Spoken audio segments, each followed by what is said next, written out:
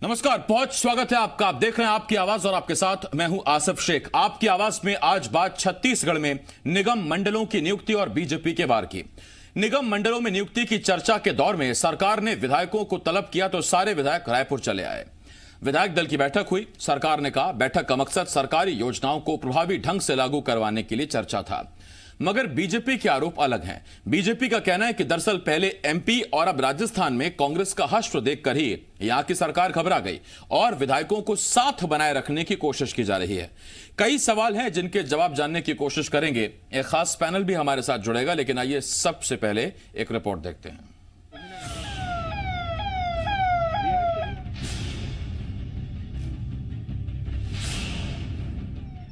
रायपुर में लगा कांग्रेस विधायकों का यह जमावड़ा यूं ही नहीं है। दरअसल निगम मंडलों में नियुक्ति पर चर्चा के दौर में सरकार ने बुलावा भेजा तो सारे विधायक रायपुर चले आए। विधायक दल की बैठक का सबब पूछा गया तो सरकार ने जवाब दिया कि बैठक का मकसद विधायकों से राय शुमारी कर योजनाओं के क्रियान्वयन और गोधन न्याय योजना को सफलतापूर्वक लागू करना है। लेकिन बीजेपी इस बैठक के कुछ और ही मतलब निकाल रही है। बीजेपी का आरोप है कि असल में कांग्रेस डरी हुई है। पहले मध्य प्रदेश और अब राजस्थान में राजनीतिक उठापटक का दौर देख चुकी कांग्रेस अब छत्तीसगढ़ में अपने विधायकों का मन टटोलने को मजबूर हो गई है। मध्य प्रदेश में और राजस्थान में कांग्रेस के नेताओं का जो हाल हुआ है, जिन्होंने केंद्रीय नेतृत्व पे आस्था छोड़ दी है राहुल जी और सोनिया जी पे और भारतीय जनता पार्टी में आ गए हैं, तो हम कह सकते हैं कि बारिश मध्य प्रदेश राजस्थान में हुई और छतरी छत्तीसगढ़ में खुल गई। और संख्या बल का गुमान करने वाले याद रखें, हम लोगों ने कौरव और पांडव की कहानी भी सुनी है। बीजेपी का कहना है कि बारिश राजस्थान में हुई है और छत्तीसगढ़ सरकार ने डर के मारे छाता खोल लिया है। उधर कांग्रेस ने इन आरोपों को सिरे से खारिज करते हुए कहा बीजेपी छत्तीसगढ़ में ख्याली पुलाव ना पकाए। भारतीय जनता पार्टी किसी भी प्रकार के मुगालते में न रहे। छत्तीसगढ़ में उनकी स्थिति इस प्रकार की नहीं है कि वो किसी भी प्रकार का सपना समझे। छत्तीसगढ़ में कांग्रेस 3/4 बहुमत के साथ है, तो भारतीय जनता पार्टी के नेता मुंगेरी लाल के सपना देखना बंद करें। कांग्रेस विधायक दल की बैठक का असल मकसद क्या था, ये तो पार्टी ही जाने, मगर सवाल ये जरूर है क्या पहले एमपी और फिर राजस्थान में कांग्रेस की बढ़ी मुश्किलों से छत्तीसगढ़ कांग्रेस किलेबंदी में जुट गई है। सवाल यह है कि आलाकमान विधायकों को खुश करने के लिए ही उन्हें लगातार तोहफे बांट रहा है। और सबसे बड़ा सवाल ये, क्या विधायकों को अपने साथ बनाए रखने के लिए संगठन और कार्यकर्ताओं को कुर्बानी देनी पड़ेगी। रजनी ठाकुर, जी मीडिया, रायपुर।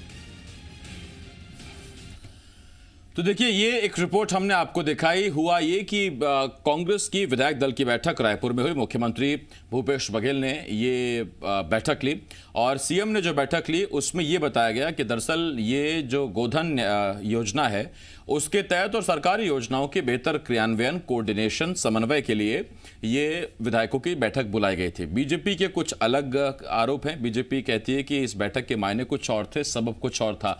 दो खास मेहमान हमारे साथ जुड़ रहे हैं। हमारे साथ केदार गुप्ता जी बीजेपी की तरफ से, कांग्रेस की तरफ से प्रमोद दुबे जी और देवेश तिवारी मेरे सहयोगी हमारे साथ जुड़ रहे हैं। मैं बहुत बहुत स्वागत करता हूं आप तीनों का। सबसे पहला सवाल प्रमोद जी आप ही से है। प्रमोद जी, ये जो विधायक दल की बैठक हुई थी, अब तक तो यही बताया गया हमें कि गोधन योजना के लिए बेहतर समन्वय, क्रियान्वयन, योजनाओं को जनता तक पहुंचाने के लिए, इसके लिए हुई। वाकई बैठक इसीलिए थी या फिर क्योंकि उसके बाद तो हमने देखा कि निगम मंडल की नियुक्ति भी आ गई, विधायकों को जिम्मेदारी भी मिल गई?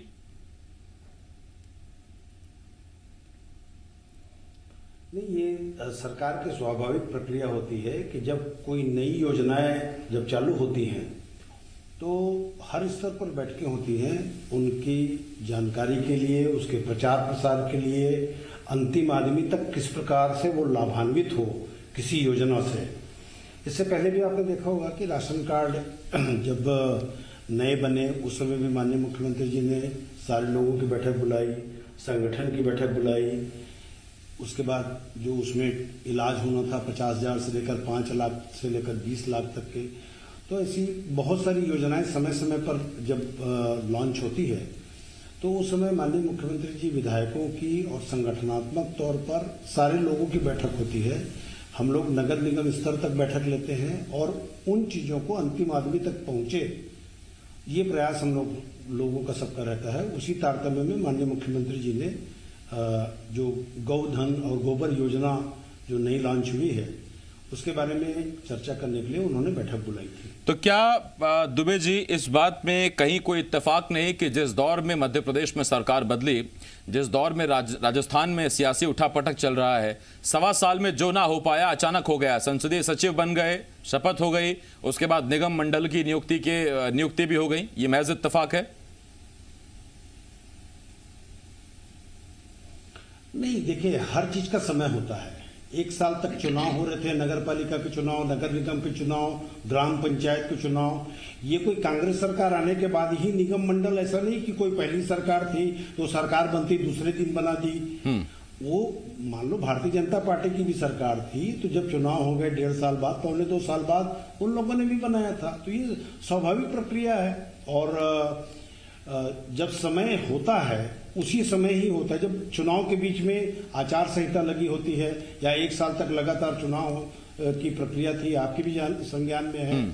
जब सारी चीजों से चुनाव जब खत्म हो जाते हैं, मंत्रिमंडल का गठन हो जाता है, उसके बाद जो बचे हुए लोग हैं उनको किस में एडजस्ट करना, उसके बाद निगम मंडल में लोगों को एडजस्ट करना, उसके बाद संगठन के तौर पर लोगों को एडजस्ट करना, ये तो हर पार्टी की स्वाभाविक प्रक्रिया होती है। ठीक, मैं लौट रहा हूँ दुबे साहब आपके पास। केदार जी आपके पास आ रहा हूँ। केदार जी, कहावत पुरानी है, जहाँ धुआं होगा वहाँ चिंगारी तो होगी, लेकिन छत्तीसगढ़ में आपके पास इतनी चिंगारी है कि आप कांग्रेस में धुआं उठा सकें। आप हवाला तो दे रहे हैं कि मध्य प्रदेश में जो हो गया, राजस्थान में जो हो गया, उससे घबराई हुई है कांग्रेस, लेकिन इनके पास तो प्रचंड बहुमत है। मैंने कहा कि संख्या बल अलग विषय है और चिंगारी हमारे पास नहीं है, कांग्रेस पार्टी के अंदर ही चिंगारी है। जैसे माननीय प्रमोद जी कह रहे थे कि एडजस्ट कर रहे हैं कार्यकर्ताओं को एडजस्ट करना और जनता के लिए काम करने वाले अच्छे कार्यकर्ता को सामने लाना, दोनों की परिभाषा में अंतर लगता है। तो जो एडजस्टमेंट है ये कार्यकर्ताओं का भी नहीं है, ये एडजस्टमेंट कहीं ना कहीं विधायकों का है। भारतीय जनता पार्टी तो ये कह रही है कि बारिश राजस्थान और मध्य प्रदेश में हो रही है, छतरी यहां खुल रही है, भाजपा मान रही है और दिख रहा है। पर जनता के बीच में एक बड़ा सवाल आज पैदा हो रहा है कि वो 2.5 साल वाली कहानी में कहीं विधायक किसकी तरफ जाएंगे। इसलिए विधायक मेरे रहे, मैं घोषणा करके मैं 15 संसदीय सचिव बनाऊं, मैं 6 प्राधिकरण में उन विधायकों को एडजस्ट कर दूं, तो ये बाकी कार्यकर्ताओं का क्या होगा। मैं सुन रहा हूं 1.5-2 साल से, समाचार पत्रों में पढ़ रहा हूं, कांग्रेस के बड़े बड़े नेता कह रहे हैं कि जिन कार्यकर्ताओं ने 15 साल मेहनत की है पार्टी के लिए, संगठन के लिए, कांग्रेस पार्टी के लिए लड़ा है, उनको अवसर दिया जाएगा। तो ये 15 और 6 21 और ये कहते थे, मतलब सीधी कहानी है।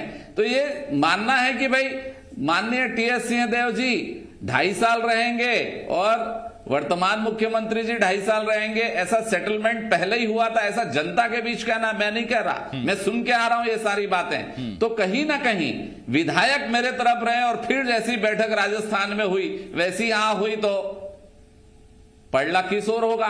तो एक बात ये दिखती है, इससे कार्यकर्ता कांग्रेस पार्टी का पूरा ठगा हुआ महसूस कर रहा है। मेरे साथ माननीय प्रमोद भैया बैठे हैं, मेयर रहे, अच्छा काम चल रहा होगा, ठीक है, 5 साल बहुत बढ़िया, सब ठीक रहा। इतने वरिष्ठ पार्षदों को बनाना था महापौर, इनको महापौर रहने के बाद सभापति बनाया। तो वरिष्ठ लोगों का जो अपमान कांग्रेस पार्टी कर रही है वरिष्ठता के आधार पर, तो असंतोष पनपना ही है। ठीक, इसमें एक सवाल मैं आपसे जरूर पूछूंगा। निगम मंडल लोग कह रहे थे, केदार जी उन्होंने मना कर दिया। केदार जी, आपने कहा कार्यकर्ताओं को एडजस्ट करना और अच्छे लोगों को जनता के काम के लिए सामने लाना अलग अलग विषय हैं, मैं बिल्कुल मानता हूं। आपसे मेरा सवाल, तो क्या फिर प्रत्याशी चयन में इस बार गड़बड़ हुई? 3 बार तो लगातार आपके प्रत्याशी भी चुने जाते रहे, आपकी सरकार भी बनी, फिर इस बार कैसे चूक हो गई थी? नहीं, देखिए, हमने बार बार कहा है ये कांग्रेस का चिट फंड घोटाला जैसा जो मैनिफेस्टो था कि शराबबंदी कर देंगे, बेरोजगार लोगों को भत्ता दे देंगे, नौजवान बेरोजगारों को 2500 रुपया भत्ता दे देंगे, बिजली बिल हाफ कर देंगे, संपत्ति कर हाफ कर देंगे, उसके बाद ये सब है कहां? कांग्रेस किसानों को ठग रही है, उनका पूरा आज कर्जा मुक्ति नहीं हुआ है, कर्जा माफ हो जाएगा, 2500 रुपए धान खरीदेंगे, 4 बार में पैसा देंगे, ऐसा कहीं नहीं लिखा था। और वो भी धान नवंबर में खरीदा और आज तक पैसा पूरा नहीं मिला। तो हमारी हार का कारण ठीक है, बहुत सारी चीजें होती है, उसमें मैं कहूंगा चिटफंड घोटाला कि मूलधन भी वापस नहीं मिलता लोगों को। छत्तीसगढ़ प्रदेश में ये हाल है, ये दे देंगे, वो दे देंगे, वो दे देंगे, वो कर देंगे, और आज ठन गोपाल है। दूसरी बात, ये कहते थे कि संसदीय सचिव नहीं बना सकती भाजपा, ये सरकार ने गलत काम किया, ये हाई कोर्ट गए, ये सुप्रीम कोर्ट गए। नहीं, उस पर कल बहस हुई थी, तो उस पर कांग्रेस का ये कहना था, जब हाई कोर्ट गए तो हाई कोर्ट ने साफ कर दिया कि छत्तीसगढ़ में नियुक्ति हो सकती है, इसलिए हम भी नियुक्ति कर रहे हैं। ये कल डिबेट इस पर हमने कर ली, उस पर वक्त जाया नहीं करेंगे। मैं लौट रहा हूं आपके पास गुप्ता जी। देवेश आपके पास आ रहा हूं। देवेश आपसे एक सवाल, गुप्ता जी आता हूं मैं आपके पास। जी गुप्ता जी, मैं दोबारा आऊंगा ना आपके पास, फिर आप जरूर कहिएगा। देवेश आपसे एक सवाल है। देखिए, जो गुप्ता जी ने एक बात पूछी, वो बात हम शुरू से पूछ रहे हैं, और उसमें सवाल ये है कि बिलासपुर हो या कोई और जिला, कोई और आंदोलन जहां कांग्रेस के आम कार्यकर्ता ने लाठी खाई, वो बारिश में भीगकर उसने आंदोलन किया, 15 साल उसने संघर्ष किया। अगर संसदीय सचिव की नियुक्ति, ये क्योंकि नियम में कहीं नहीं है कि विधायक ही संसदीय सचिव बनेगा, कोई भी बन सकता है, मंत्री जिसे चाहे, सरकार जिसे चाहे। संसदीय सचिव भी विधायक बनेंगे, मंत्री तो खैर विधायक बनेंगे, वो तो अनिवार्यता है। इसके बाद निगम मंडल में, जिसमें प्राथमिकता के तौर पर अधिकार माना जाता था संगठन का, कार्यकर्ताओं का, उनकी मेहनत के फल के तौर पर, उसमें भी अगर आप विधायक की एंट्री करा देंगे तो इसका साफ मतलब है कि आप विधायकों को खुश करना चाहते हैं, और संगठन अगर नाराज हो भी जाए तो उससे कम से कम सरकार की सेहत पर कोई असर पड़ता नहीं दिखता है। देखिए, ऐसे पैरामीटर समय के साथ बदलते चले जाते हैं, और सियासत में जो बात पहले कही गई होती है उसके बाद में उतनी ज्यादा वैल्यू नहीं रह जाती है। जब चुनाव संपन्न हुए थे उसके बाद यह बात सामने आई थी कांग्रेस पार्टी की ओर से कि जिनको विधायक की टिकट मिल चुकी है, जो विधायक बन चुके हैं, उनको बहुत ज्यादा एडजस्टमेंट नहीं होगा, जो संघर्ष के साथी रहे हैं। क्योंकि कांग्रेस का संघर्ष बीजेपी के संघर्ष से कई गुना बड़ा है। 15 साल तक सत्ता संघर्ष चला है, सड़क पर लोगों ने लाठियां खाई हैं, तब जाकर कांग्रेस पार्टी की सरकार बनी है। तो ऐसी स्थिति में उन कार्यकर्ताओं को ज्यादा अपेक्षा है कि जिन अभी, क्योंकि अपेक्षाएं खत्म नहीं हुई हैं, अभी एक सूची आई है जिसमें केवल 6 जो प्राधिकरण है, वो प्राधिकरण में 6 विधायकों को सेट किया गया है, लेकिन बाकी जो सूची है निगम की, मंडल की, आयोग की, उसमें भी कार्यकर्ताओं को संभावना नजर आ ही रही है। उसमें भी जो पहली सूची की बात आ रही है उसमें 20-22 के लगभग नाम रहेंगे, जो कि सीनियर नेता, जो कि महामंत्री के तौर पर मुख्यमंत्री भूपेश बघेल के साथ काम कर चुके हैं, महामंत्री रहते हुए जब वो अध्यक्ष थे, तो उनके नाम आने की संभावना उसमें ज्यादा है। लेकिन इसके बावजूद कार्यकर्ताओं की फौज जो है वो बहुत लंबी है। कांग्रेस के सामने चुनौती है कि उस फौज को एडजस्ट कैसे करेंगे। आपको याद दिलाना चाहूंगा, 2013 में जब कांग्रेस का घोषणा पत्र आया था तो उसमें कांग्रेस को मालूम था कि इस तरह की परिस्थितियां आएंगी जिसमें एडजस्टमेंट करना बहुत मुश्किल होगा, और एडजस्टमेंट नहीं होने पर बाद में वही बातें संतोष बनकर सामने आती हैं। तो कांग्रेस ने विधान परिषद बनाने की बात छत्तीसगढ़ में कही थी 2013 के घोषणा पत्र में, जब चरणदास महंत कांग्रेस पार्टी के अध्यक्ष थे। हालांकि इस समय उसकी चर्चा नहीं है कि प्रदेश में विधान परिषद बनेगा नहीं बनेगा, किन परिस्थितियों में बनेगा। अगर ऐसा होता तो बीजेपी के नेता भी एडजस्ट हो जाते और कांग्रेस के नेता भी एडजस्ट हो जाते, सभी को विधान परिषद में कोई ना कोई स्थान मिल पाता, और जो लोग चुनाव नहीं लड़ पाते हैं उनके लिए एक बड़ा अवसर होता। खैर, दूसरी बात है, तो इस समय कांग्रेस के सामने चुनौती है कि कैसे उन तमाम कार्यकर्ताओं के बड़े वर्ग को, जिनमें से हर एक को कहा गया है कि तुम इस समय शांत रहो, पार्टी के लिए मेहनत करो, टिकट नहीं मिले मेहनत करो, बागी हो मेहनत करो, उनको कैसे कांग्रेस पार्टी एडजस्ट कर पाती है तब, जबकि निगम मंडल आयोग में अध्यक्ष, उपाध्यक्ष से लेकर सदस्य तक की संख्या जो है वो सीमित है। ये प्रमोद जी, सवाल आप ही से है। आपने सरकार बनते ही कार्यकर्ताओं को वाकई ये बात कही थी कि देखिए, आप सभी को आपकी मेहनत का फल मिलेगा। उसके बाद फिर ऐसा क्यों कि वही कुछ चेहरे विधायक बनेंगे, फिर उन्हीं में से कुछ मंत्री बन जाएंगे, जो नहीं बन पाए वो संसदीय सचिव हो जाएंगे, जो वो भी नहीं बन पाए उसमें प्राधिकरण में अध्यक्ष, उपाध्यक्ष बन जाएंगे। 6 विधायक आज और सेट कर दिए गए। फिर जो बाकी हैं, जिन्होंने लाठी खाई, उनका नंबर कब आएगा? जिन्होंने आपकी दरी बिछाई, जिन्होंने आपका झंडा बुलंद किया, उनका नंबर कब आएगा? आसिफ जी, इंतजार तो कीजिए। ये कौन बनेगा करोड़पति का डायस थोड़ी है कि रात भर में आदमी लगा लिया, कल बन जाए, परसों वो हो जाए। आप थोड़ा सा इंतजार तो कीजिए। अभी 1.5 साल हुए हैं, अभी पूरी सूची तो आने दीजिए। पहले सूची आई नहीं है, सारी चीजों पर हम चर्चा कैसे करें? जब सारी चीजें आ जाएंगी, देखिए, कोई पार्टी का जब कार्यकर्ता होता है ना, तो वो उस पार्टी का कार्यकर्ता कहलाता है। वो उसके लिए आदर्श की बात होती है, वो उसके लिए सबसे बड़ा उसकी धरोहर होती है। मैं कांग्रेस पार्टी का कार्यकर्ता हूं, ये उसकी सबसे बड़ी पहचान है। उसके बाद फिर बाकी चीजें होती है। ये बात 15 साल का जिन्होंने संघर्ष किया सारे लोगों ने देखा। और भूपेश बघेल जी कोई रेडीमेड नेता नहीं है। जानते हैं आप कि वो लाठी डंडा उनके खेत को बरसात में नपवाना से लेकर सारी चीजें उन्होंने पद यात्रा तक के कई हजार किलोमीटर की है। इसलिए आने वाले समय में आपको ये सारी चीजें स्पष्ट दिख जाएंगी कि वास्तव में जिन कार्यकर्ताओं ने संघर्ष किया है उनको उनका यथोचित स्थान और मान सम्मान निश्चित रूप से मिलेगा। थोड़ा सा इंतजार तो कर लीजिए आप। ठीक, नहीं देखिए, भविष्य की चीजों पर हाइपोथेटिकल क्वेश्चन हम भी नहीं पूछते, लेकिन आज ही कम से कम जिन प्राधिकरण में 6 विधायकों की नियुक्ति हुई, वहां आपके 6 मजबूत कार्यकर्ता, जुझारू कार्यकर्ता वहां सेट हो सकते थे। हालांकि विधायकों से हमें कोई बैर नहीं है, आपका अंदरूनी मसला आप देखिए उसे, लेकिन हाँ इतना जरूर है कि एक सवाल मैं आपसे केदार जी पूछ रहा हूं, और आपसे सवाल ये, केदार जी, कई बार जब बहुमत प्रचंड आ जाता है या बहुत ज्यादा आ जाता है तो फिर दिक्कत होती है क्या? क्योंकि हमने शुरू से देखा, कभी भूपेश बघेल केंद्र को चिट्ठी लिखते हैं कि वो अनिवार्यता खत्म की जाए, 15% विधायकों में तो हमारे कितने बन पाएंगे मंत्री, मुश्किल से 12 ही बन पाएंगे, वो नहीं मानी गई। उसके बाद संसदीय सचिव की नियुक्ति कर दी, जबकि खुद एक बार उसका विरोध भी किया था, ये बात सच है, हाईकोर्ट से हालांकि आपको उसमें फैसला आया, तो वो शायद दिक्कत भी होती है उसमें जब इतना बड़ा बहुमत आ जाता है, संभालने में दिक्कत होती है, फिर वो दिख रहा है।